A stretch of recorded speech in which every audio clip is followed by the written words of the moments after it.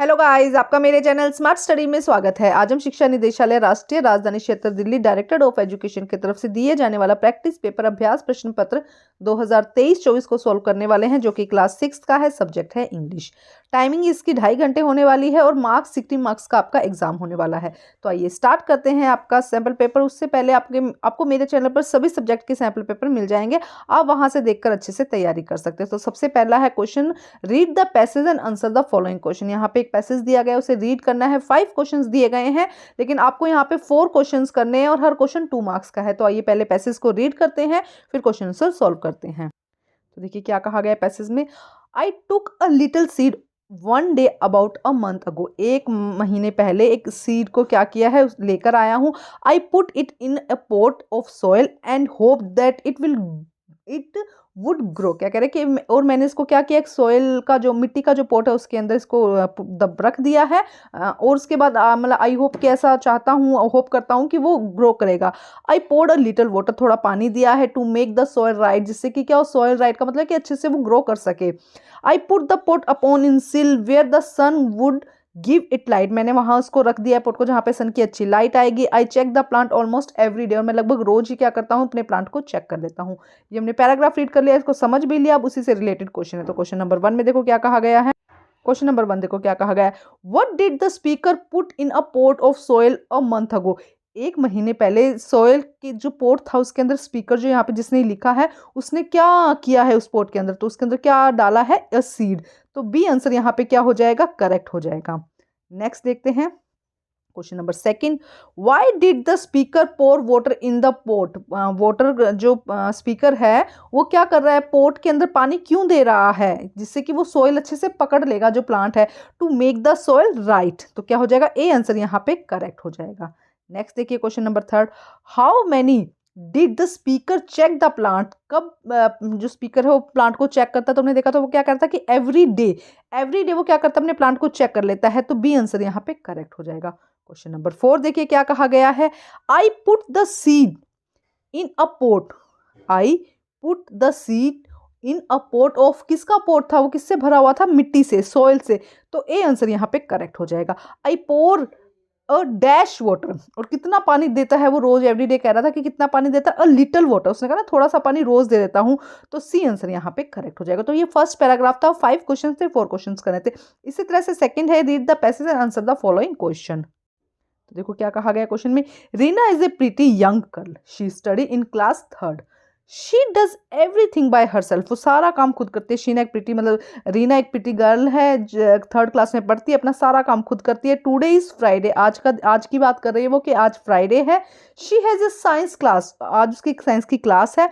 The teacher want to teach the children about animal, जो teacher आई उसकी class में वो उसको मतलब क्या बताना चाह रही है, टीचर्स जो चिल्ड्रंस को क्या बता रही है, अबाउट एनिमल्स के बारे में बता रही है। She bring a chart of A animal, इसीलिए वो एक एनिमल के चार्ट का जो एनिमल का चार्ट लेकर आई है फॉर हर स्टूडेंट, दिखाने के लिए। Reena help the teacher to the hang the chart, और रीना ने क्या किया, उस चार्ट को हैंग करने में, टांगने में अपने टीचर की मदद की। तो ये पैराग्राफ है, अब इसी से रिलेटेड क्वेश्चन है। क्वेश्चन नंबर 1 देखते हैं क्या कहा गया है। What did the week what day of the week is it the extract. ऊपर पैराग्राफ में किस डे की बात करी थी, यहाँ पे क्या है, देखो उन्होंने यहाँ पे साफ साफ लिखा है कि टुडे इज फ्राइडे, तो कौन से डे की बात हो रही है, फ्राइडे की। तो आपको आंसर जो करने हैं पैराग्राफ में से ही करने हैं, कहीं बाहर नहीं जाना। तो टुडे इज फ्राइडे, तो डी आंसर यहाँ पे सही हो जाएगा। नेक्स्ट क्वेश्चन देखिए क्या कहा गया। In which class does Reena study, Reena कौन सी क्लास में स्टडी करती है, क्लास 3, तो सी आंसर यहाँ पे सही हो जाएगा। क्वेश्चन नंबर 3 देखिए। What does Reena help the teacher with. What does Reena help the teacher, Reena ने अपनी टीचर की हेल्प किस में की थी, बताओ फटाफट सोचो। हैंगिंग अ चार्ट, चार्ट को हैंग करने में ना, टांगने में मदद की थी ना, तो सी आंसर यहाँ पे सही हो जाएगा। क्वेश्चन नंबर 4 देखिए। Reena is a dash young girl, Reena क्या दिया गया, जो आपको पैराग्राफ में अपनी तरफ से कुछ नहीं ऐड करना, जो पैराग्राफ में क्या दिया गया था, प्रीटी गर्ल ना, प्रीटी यंग गर्ल, तो ए आंसर यहाँ पे करेक्ट हो जाएगा। क्वेश्चन नंबर 5 देखिए। Write the teacher bring a chart of dash to show her student, teacher ने क्या देखा था, कि टीचर कौन सा चार्ट लेके आया था अपने साथ में, बताओ। अभी हमने पढ़ा है एनिमल्स का चार्ट, तो बी आंसर यहाँ पे क्या हो जाएगा, करेक्ट हो जाएगा। तो सेकंड क्वेश्चन हमारा कंप्लीट होता है। अब हम देखते हैं थर्ड क्वेश्चन। थर्ड क्वेश्चन में देखो क्या कहा गया है। Write an application to the principal to your school requesting him her to 2 day sick leave.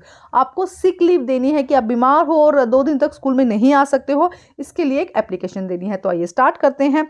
सबसे पहले देखो इस तरह से एप्लीकेशन में आप जो यहाँ पे इस तरह से लिखते हैं इसके मार्क्स होते हैं। सबसे पहले लिखेंगे टू, फिर द प्रिंसिपल, सर्वोदय विद्यालय हरिनगर, आप अपने स्कूल का नाम लिख सकते हैं। आपको यहाँ पे अपने स्कूल का नाम लिखना है, न्यू दिल्ली। उसके बाद सब्जेक्ट लिखना है एप्लीकेशन फॉर 2 डे लीव, 2 दिन के लिए आपको क्या चाहिए, लीव चाहिए। उसके बाद sir and madam.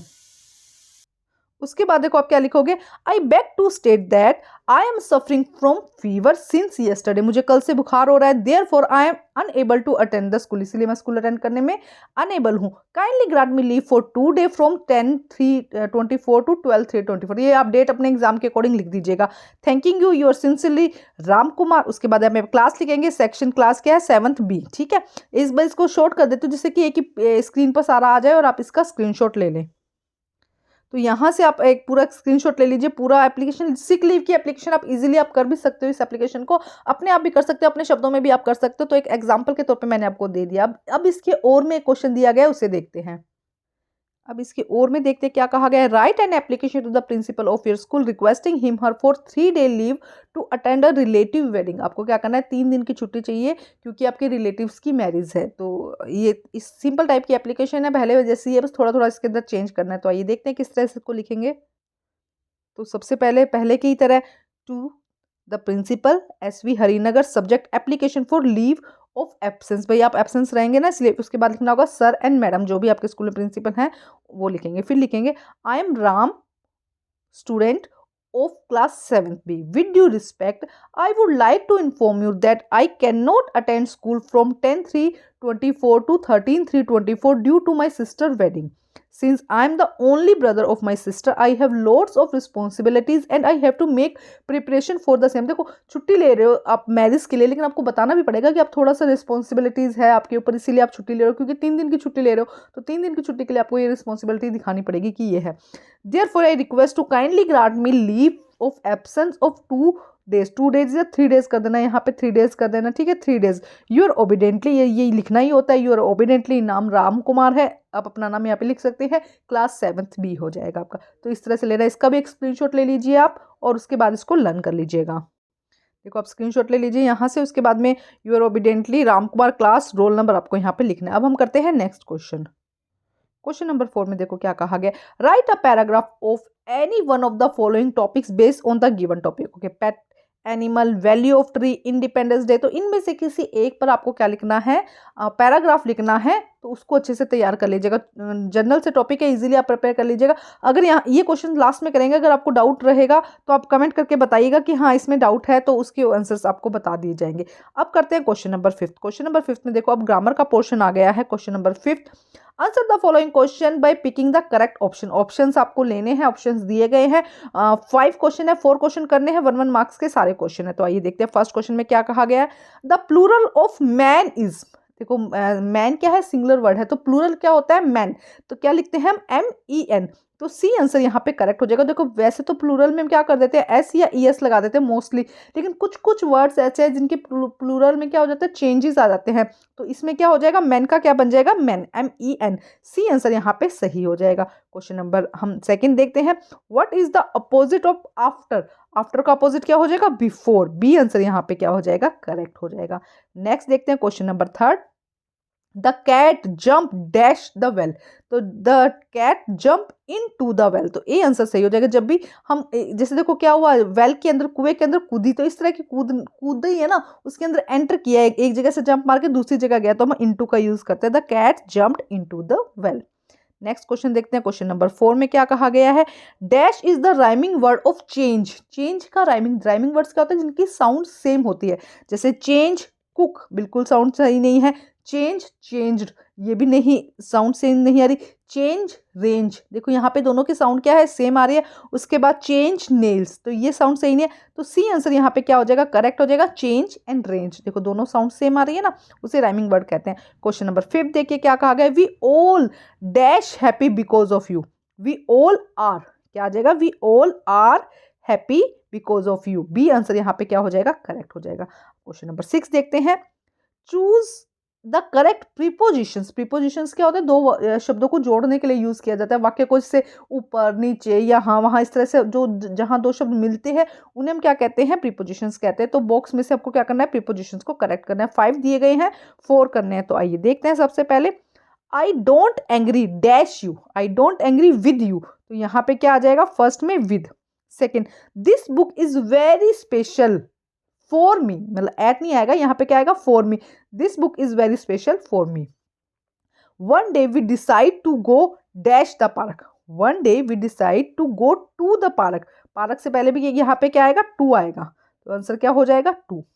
The dog is grateful dash its owner, देखो क्या कहा गया, the dog is grateful for its owner, नहीं, the dog is grateful to its owner, तो क्या आएगा, टू आ जाएगा कि अपने उसके लिए क्या है वो, तो क्या हो जाएगा, टू आ जाएगा यहाँ पे। नेक्स्ट क्वेश्चन देखो क्या कहा गया है, इसे हटा देती हूँ।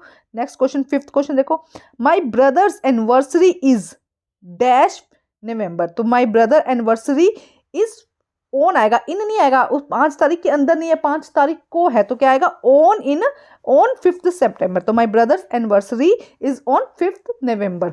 ठीक है, ये क्वेश्चन हमने कर लिए, प्रीपोजिशंस के क्वेश्चन है। अब हम करते हैं क्वेश्चन नंबर 6। क्वेश्चन नंबर 6 में देखो क्या, sorry question number 7, question number 7 में आपको क्या कहा गया है, क्वेश्चन नंबर 7 में सिंगुलर दिए गए हैं, आपको प्लूरल निकालने हैं। ठीक है, प्लूरल बनाने हैं, तो 3 क्वेश्चंस करने हैं, 5 दिए गए हैं यहाँ पे। तो जैसे चाइल्ड दिया है, तो चाइल्ड का प्लूरल क्या हो जाएगा, चिल्ड्रन। इसी तरह फॉक्स दिया है, फॉक्स का क्या हो जाएगा, फॉक्सेस, ES लग जाता है। लोफ, लो जहाँ पे F होता है ना, F को जैसे देखो LOAF, लोफ, लोफ में F हट जाएगा और क्या बन जाएगा, LOA, और F की जगह VES लग जाएगा, देखो VES, लॉव्स बन जाएगा।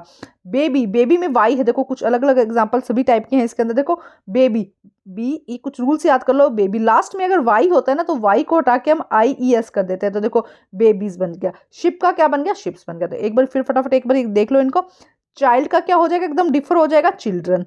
फॉक्स का क्या हो जाएगा, फॉक्सेस, ES लग जाएगा। ठीक है, कब लगता है, जब लास्ट में X आया हो या लास्ट में क्या हो, कोई वोवल हो, तब क्या लग जाता है, ES लग जाता है। CH हो तब ES लग जाता है। उसके बाद में लोफ, अगर लास्ट में F हो तो VES लग जाता है।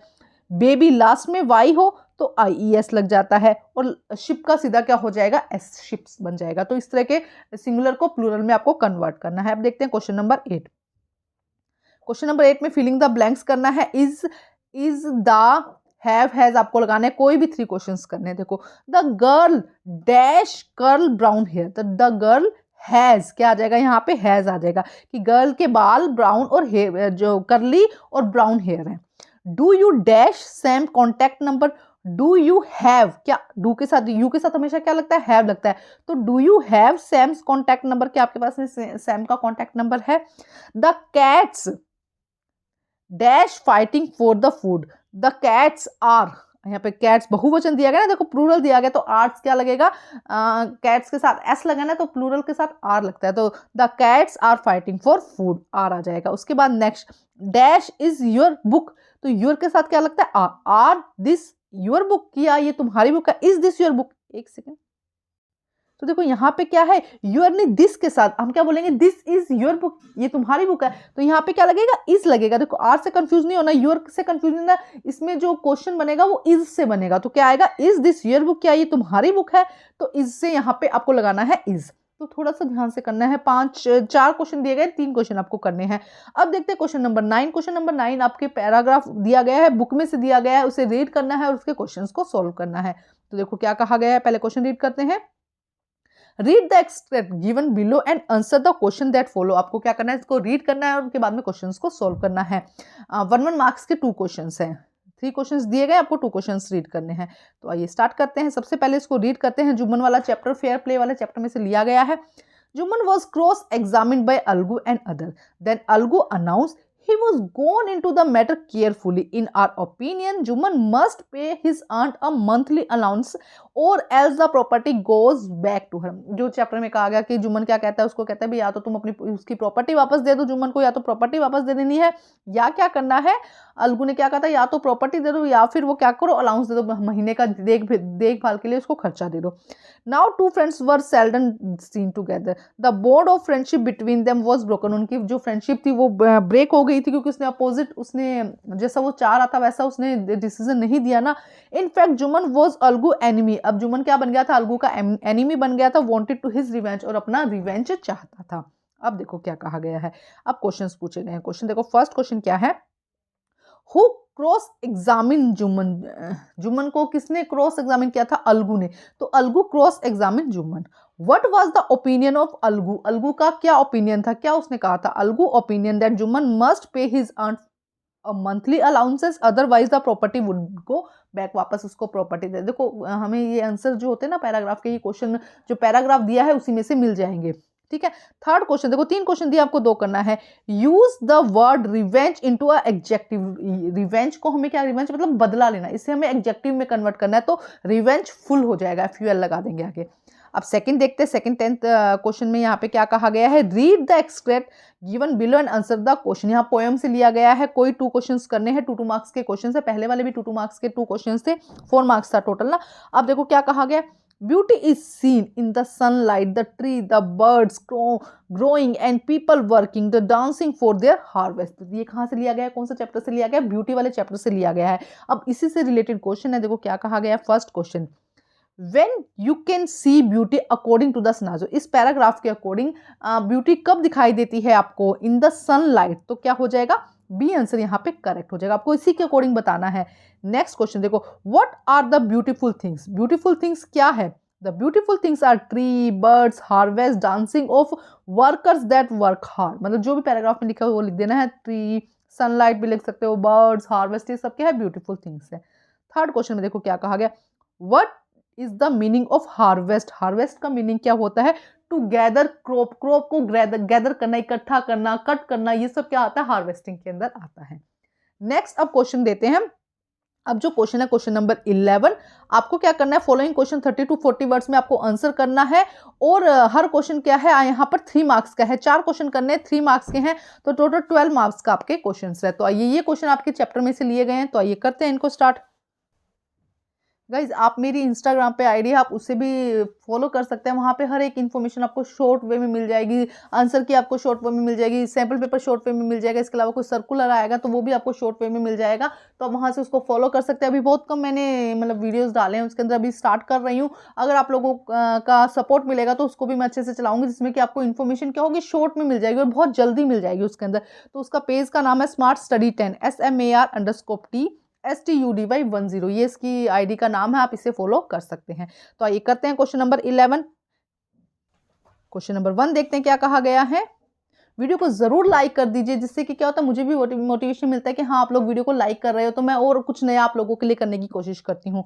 What happened if the kite get caught in the branches of a tree? क्या होगा अगर जो काइट है वो जो ट्री की ब्रांचेस में क्या हो जाता है, अटक जाता है, पकड़ा जाता है वहां से।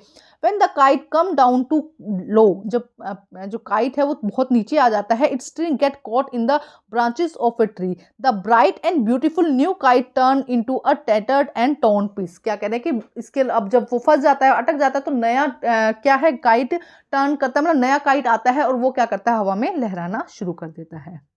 नेक्स्ट क्वेश्चन देखते हैं, क्वेश्चन नंबर 2 में देखो क्या कहा गया है। What is the similarity between a kite and the ship? Kite और शिप में क्या सिमिलरिटी नजर आती है। When there was a wave in the sea, the ship bobs up and down with the wave. देखो जब क्या है समुद्र के अंदर क्या है, वेव्स आती है, बहाव आता है, तो क्या होती है, जैसे ship bobs up and down जाता है, it appear the ride high and seem to dive down when it wake break.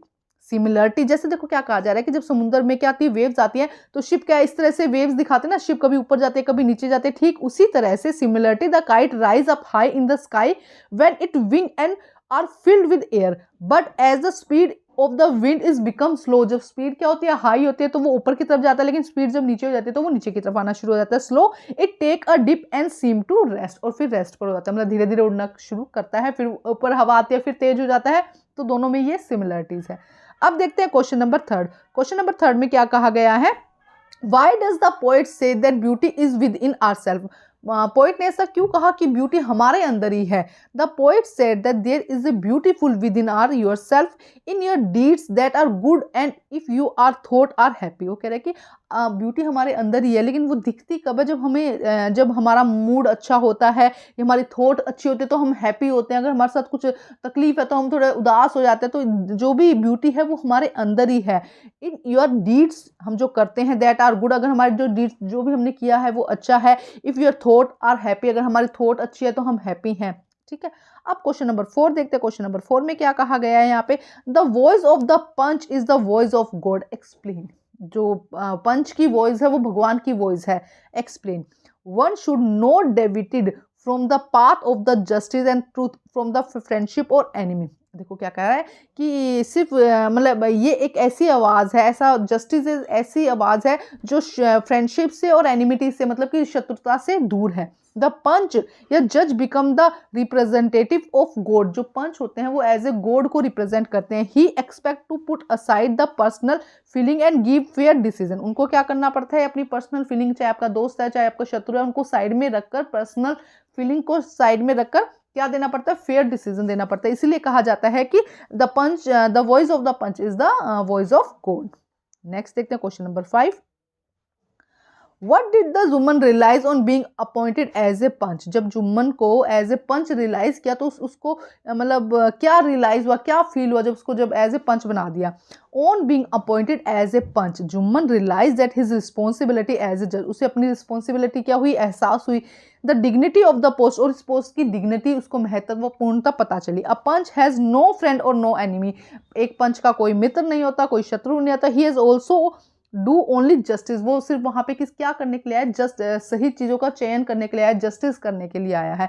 जब जुम्मन को पंच बनाया गया तब भी उसको ये रियलाइज़ हुआ। क्या क्या रियलाइज़ हुआ, रिस्पॉन्सिबिलिटीज़, अपनी डिग्निटी पता चली इस पोस्ट की। उससे पता चला कि जब पंच बन जाता है तो कोई फ्रेंड और कोई शत्रु नहीं रहता है, और सिर्फ उसे क्या चाहिए होता है, सही सच चाहिए होता है, जस्टिस चाहिए होता है। तो हमारा सैम्पल पेपर कंप्लीट होता है। एक क्वेश्चन रहता है इसके अंदर, क्वेश्चन नंबर 3, जिसमें कि पैराग्राफ था। अगर कोई डाउट है तो कमेंट करिएगा, मैं वो भी आपको सॉल्व करवा दूंगी। Thank you guys.